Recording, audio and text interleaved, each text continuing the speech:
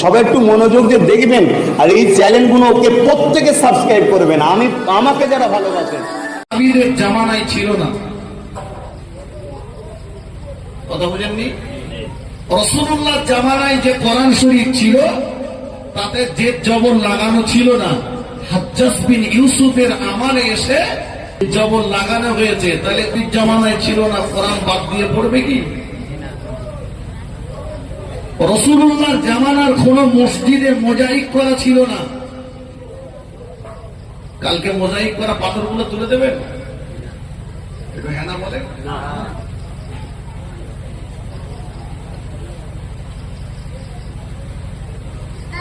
বেদাত তো দূরের কথা, রাসূলুল্লাহর হায়াতে জিন্দেগিতে নবী পাকের সাহাবীরা নবী দিবস পালন করেছেন। জোরে বলুন। শাহ আব্দুল হক মুহাদ্দিস, শাহ আব্দুল হক মুহাজির মক্কি রাহমাতুল্লাহ আলাইহি, উনি ওনার কিতাবের ভিতরে লিখছেন, হযরত আব্দুল্লাহ ইবনে আব্বাস রাদিয়াল্লাহু আনহু তার পরিবারস্থ মানুষদেরকে নিয়ে একদিন বিশ্ব নবী দিবস করছেন, রাসূলুল্লাহর জীবন চরিত বর্ণনা করছেন। ভাই, এই জামানার কিছু আহলে খবিস, অন্য লোক বলে আহলে হাদিস, আমি বলি আহলে খবিস, নবীর আগমনে খুশি ছিল আসমান জমিন, নবীর আগমনে খুশি ছিল গাছপালা, নবীর আগমনে খুশি ছিল চন্দ্র সূর্য, নবীর আগমনে খুশি ছিল গোটা পৃথিবীর সবকিছুই। খুশি ছিল না একজন ব্যক্তি, তিনি কে বলতে পারবেন? হ্যাঁ, বলতে পারবেন না? ইবলিস শয়তান। কে খুশি ছিল না? ইবলিস শয়তান। ইবলিস শয়তান। ইবলিস, বসিরাত হুজুর লিখেছেন, ইবলিস তার শিষ্যদের নিয়ে একটা মিটিং ডেকেছে, ডেকে বলছে, দেখ আমাদের কাজ কামার খুব ভালো চলবে না। কেন? বলছে মা আমিনার গর্ভ থেকে একটা বাচ্চা দুনিয়াতে ভূমিষ্ঠ হবে, অল্প দিনের ভিতরেই ওই বাচ্চাটা দুনিয়াতে আসলে আমাদের কাজ কামে ভাটা যাবে। শিষ্যরা তখন বলছে, গুরুদেব ওরে আতুর ঘরে মেরে দিলে হয়তো। আমি গল্প বলছি না তো। ইবলিস বলছে তোরা পারবি না। শিষ্যরা বলছে, গুরুদেব জীবনে এত বড় বড় কাজ করলুম, কত লোকের মার্ডার করে দিলুম, দুই ভাই ঝগড়া বাঁধিয়ে, কত লোকের কত সর্বনাশ করে দিয়ে আসলাম, আর একটা বাচ্চা মারতে পারবো না? একবার হুকুম করে দেন না। ইবলিস শয়তান খুব ধমক দিয়ে বলল, বলছি তো তোরা পারবি না। তখন শিষ্যরা বলছে, গুরুদেব আমরা না ভাই পারবো না, কিন্তু আপনিও কি পারবেন না? ইবলিস বলছে যে আমি একবার একটা চেষ্টা করে দেখব। কথা বুঝেছেন? আমি গল্প বলিনি, বসিরাত হুজুর লিখেছেন। তো রাসূলুল্লাহ দুনিয়াতে ভূমিষ্ঠ হবে, আল্লাহ পাক ফেরেশতা জিবরাইলকে ডেকে বললেন, জিবরাইল গোটা মক্কার জমিনটাকে ঘিরে ফেল। সিকিউরিটি ফেরেশতা দিয়ে গোটা মক্কার জমিন ঘিরে ফেল, আর এর প্রধান দায়িত্ব তোমার হাতে। শোনো, ইবলিস কিন্তু আমার নবীর ক্ষতি করতে আসবে, তুমি ওকে শায়েস্তা করে ছেড়ে দেবে। শুনতে পাচ্ছেন তো? ফেরেশতা জিবরিল আমিন আলাইহিস সালাম গোটা মক্কার জমিনটা সিকিউরিটি ফেরেশতা দিয়ে ঘিরে ফেলে।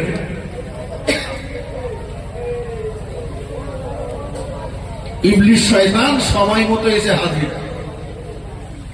ফেরেশতা জিবরাইল জিজ্ঞাসা করছে, কে তুই? বলে আমি আযাজিল।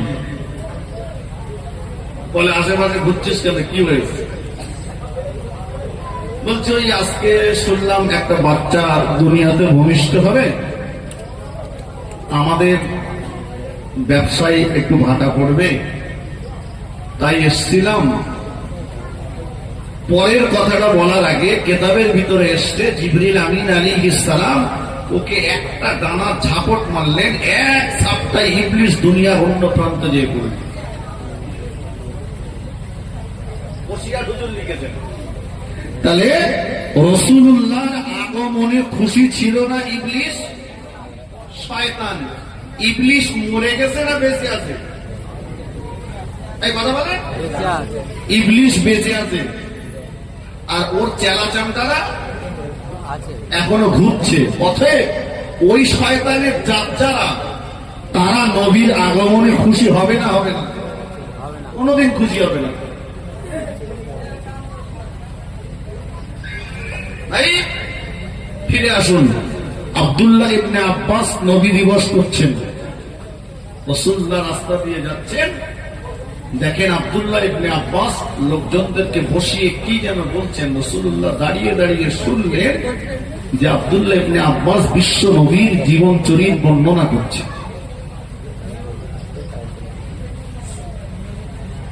আল্লাহ নবী টুকটুক করে ওই মাহফিলে হাজির হয়ে গেলেন।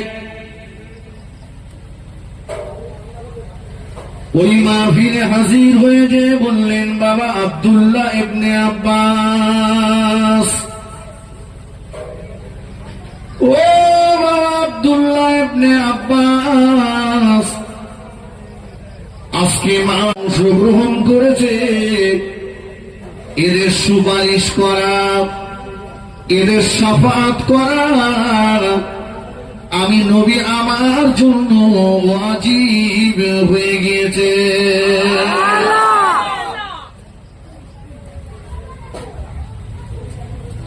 আমি প্রমাণ ছাড়া কোনো কথা বলি না। আমি যে কটা কথা বলছি আমার কথা রেকর্ড হচ্ছে। ভাই আরেকটু উঁচু করে দাও না, অসুবিধা হচ্ছে। ভাই ওই কেতাবে লিখছেন, আপনারা আমার দিকে খেয়াল করুন। হযরত কাতাদা রাদিয়াল্লাহু আনহু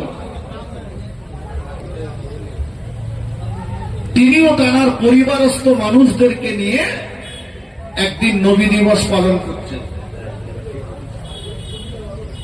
নবী দিবস করছেন। আরেকটু নিচে নামো, নিচে নামো। ব্যাস।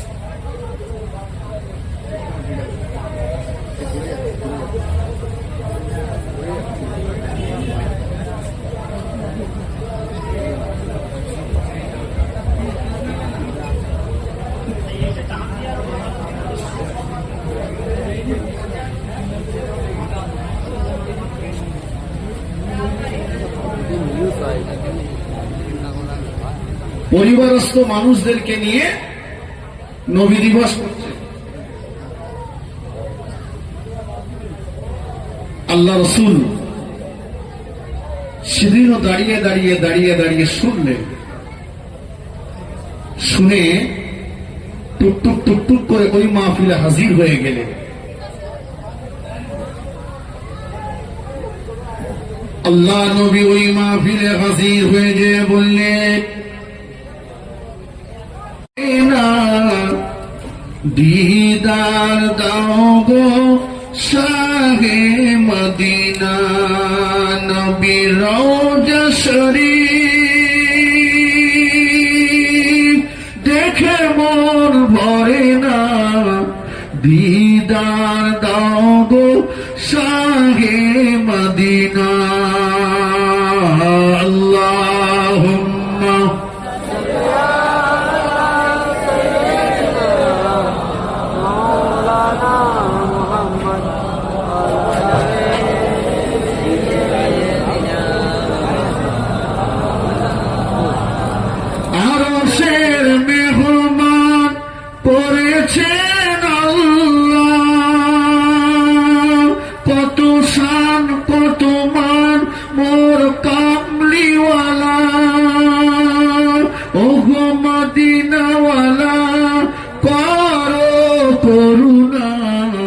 दीदार दाओ गो शाहे मदीना नबी रौजा शरीफ देखे मोर भरे ना दीदार दाओ গো শাহে মদিনা আল্লাহুম্মা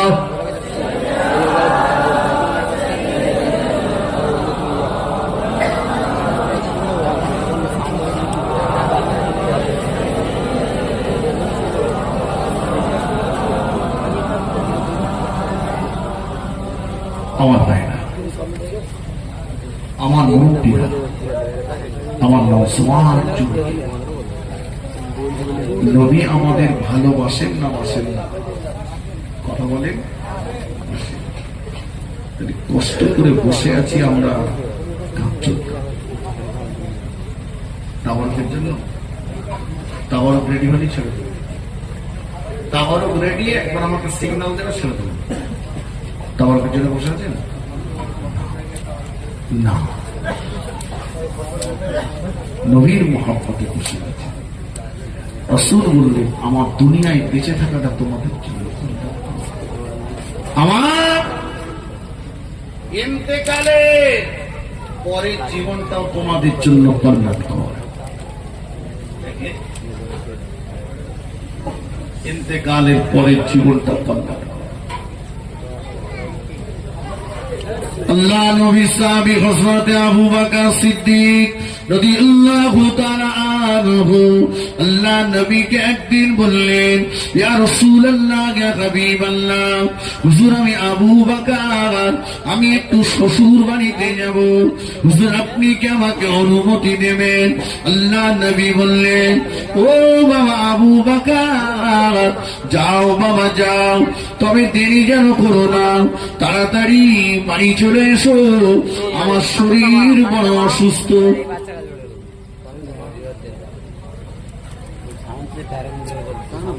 আবু বকর সিদ্দিক আমার নবীর কাছ থেকে অনুমতি নিয়ে শ্বশুর বাড়িতে চলে গেলে, এদিকে আমার নবী ইন্তেকাল করলেন।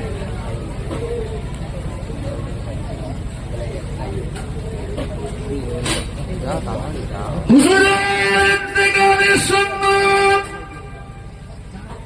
পৌঁছানোর সঙ্গে সঙ্গে মদিনার মসজিদে নববী শরীফের কিয়ামত শুরু হয়ে গিয়েছে।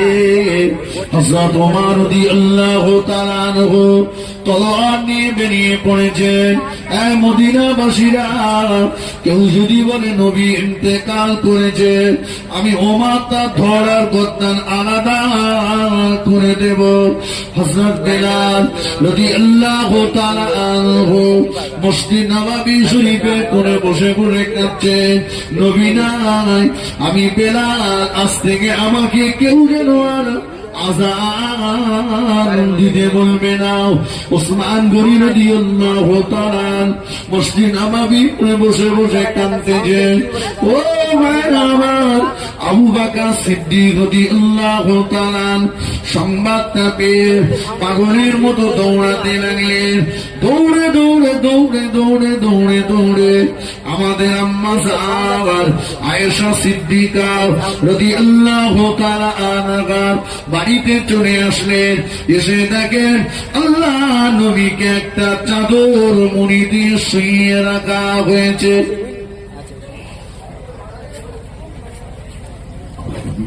চাদর মুড়ি দিয়ে শুয়ে হযরত আবু বকর সিদ্দিক রাদিয়াল্লাহু তাআলা আনহু আল্লাহ নবীর পাশে বসে পড়লেন। মাথার দিকে চাদরটাকে, মুখের দিকে চাদরটাকে আলগা করলেন। জজ্জার জজ্জার জজ্জার করে কাঁদতে লাগলেন। ইয়া রাসূলুল্লাহ, ইয়া হাবিবাল্লাহ, হুজুর আমি আবু বকর আপনার কাছ থেকে অনুমতি নিয়ে তবে শ্বশুর বাড়ি গিয়েছিলাম।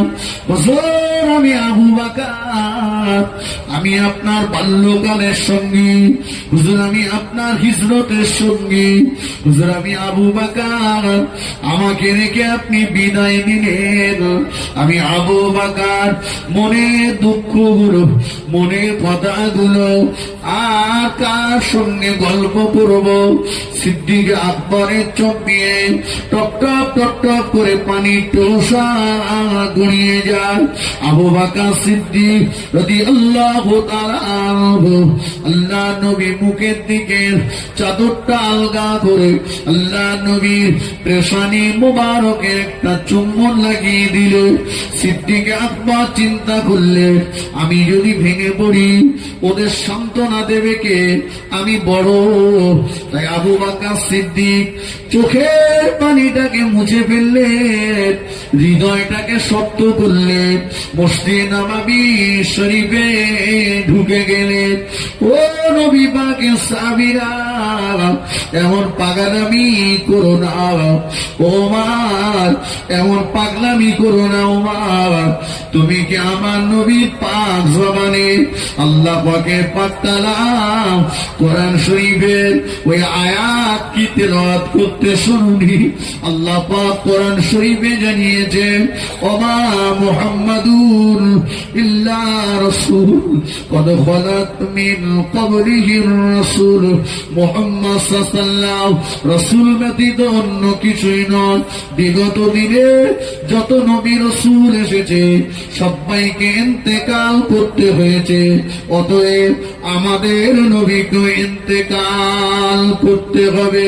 ওমর ফারুক রাদিয়াল্লাহু তাআলা আনহু বলেন, আবু বকর সিদ্দিক যখন কোরআন শরীফের আয়াত তেলাওয়াত করে করে আমাদের সান্ত্বনা দিচ্ছিল, আমরা যেন মনে করছিলাম এই মুহূর্তে আসমান থেকে কোরআন শরীফ নাজিল হচ্ছে।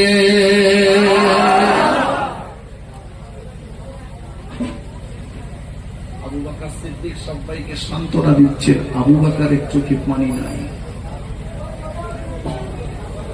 কিন্তু এবারে যে একটা কঠিন মুহূর্ত, আমার নবীকে কবরের মাটিতে নামানোর পালা। কোন কেতাবে এসেছে আল্লাহ নবী কবরে 3 জন সাহাবী নেমেছিলেন।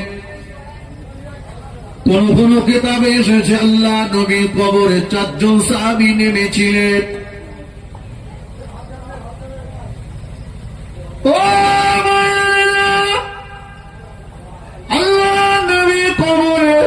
মাথার দিকে নেমেছে হযরত ইবনে আব্বাস রাদিয়াল্লাহু তাআলা আনহু, নবীর কবরে পায়ের দিকে নেমেছে নবী জামাতা হযরত আলী রাদিয়াল্লাহু তাআলা।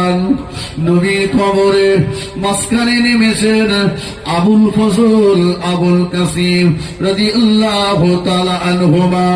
উপরে আল্লাহ নবীর সাহাবীরা নবীর কবরকে ঘিরে দাঁড়িয়ে গিয়েছে।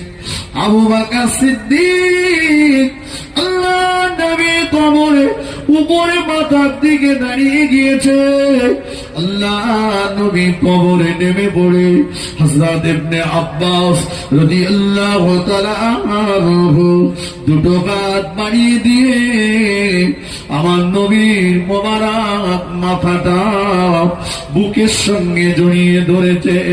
হযরত আলী আল্লাহ নবীর কবরে নেমে 2 হাত বাড়িয়ে দিয়ে নবীর কদম মোবারক 2 বুকের সঙ্গে জড়িয়ে ধরেছে।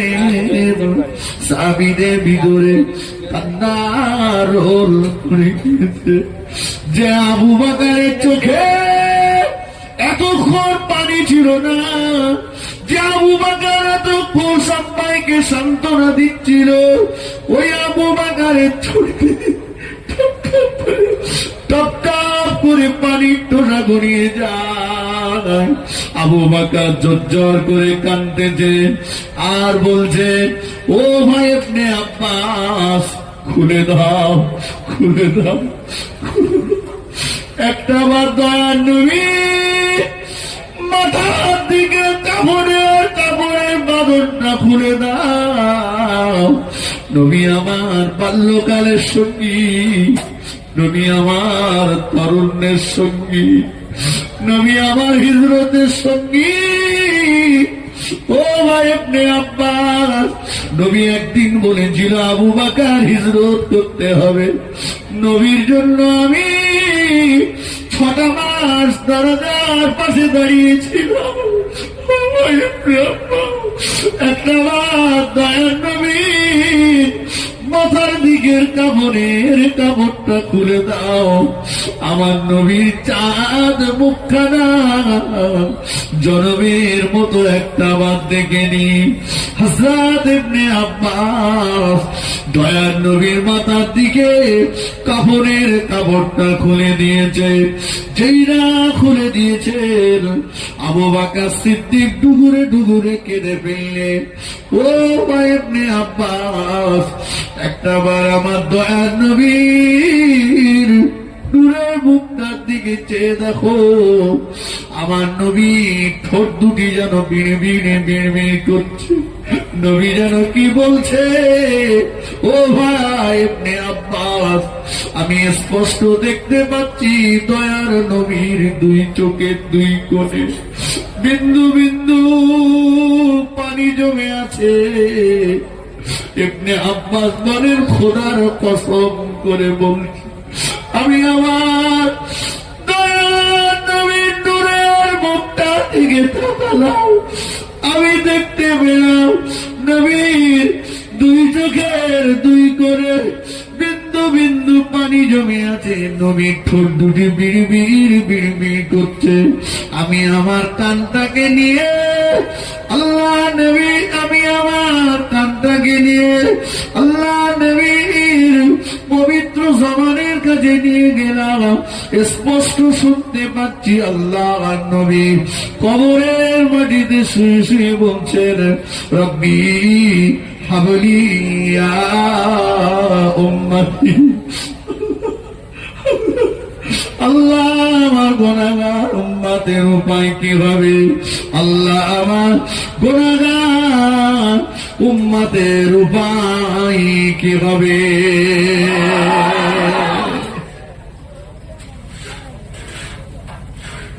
কবরের মাটিতে শুয়ে রাসূলুল্লাহ আমাদের জন্য কাঁদছেন। সেই নবীর স্মরণে আজকে মাহফিল দিয়েছে। সাহাবী বললেন, হুজুর, দুনিয়ার জীবন আমাদের জন্য কল্যাণকর, ইন্তেকালের পরের জীবন কল্যাণকর।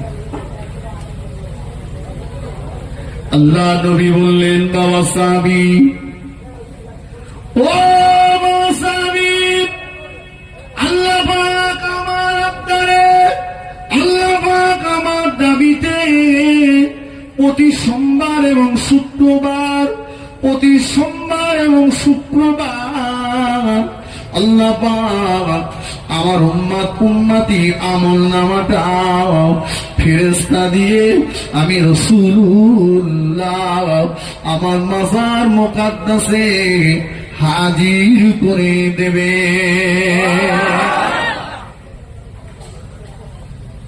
কিবারে দেবে? সোমবার আর শুক্রবার। নবী বললেন, উম্মতের আমল নামাটা আমি রাসূলুল্লাহ আমার মাজার মুকাদ্দাসে আল্লাহ ফেরেশতা হাজির করে দেবে।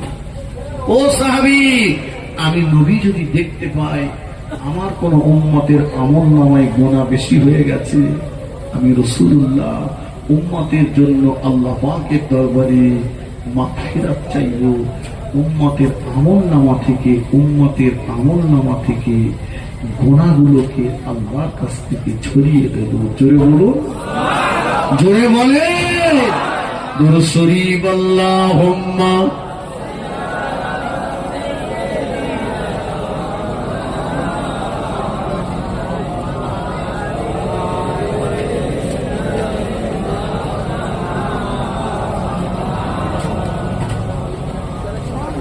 খুব মহব্বতে আল্লাহুম্মা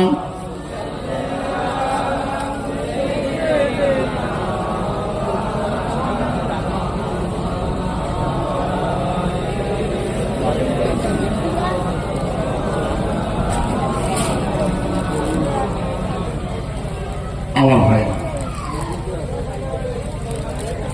আমার সোনা, এই নবীর মহাব্বতে, এই নবীর ভালোবাসায় বাবা আমি গুনাহগার। এর আগে আপনারা পীরের আওলাদের হাতে অনেক দিয়েছে, মাশাআল্লাহ।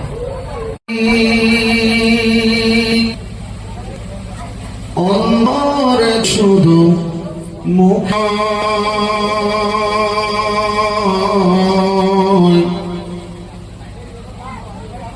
জান্নাতের আশায় নয় হে রাসূল, জাহান্নাম কেউ ডরে নাই। আল্লাহ শুনিলাম,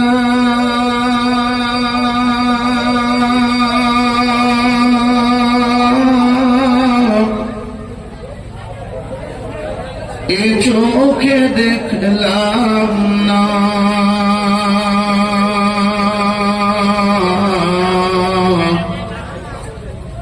এ সুর যদি শুনে থাকো একবার দেখা দাও না হে রাসূল, তোমায় ভালোবাসি,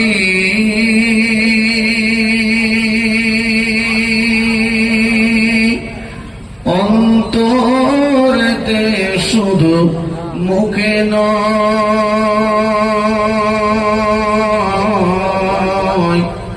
জান্নাতের আশায় নয় হে রাসূল, জাহান্নাম কেউ ডরে নাই। আল্লাহুম্মা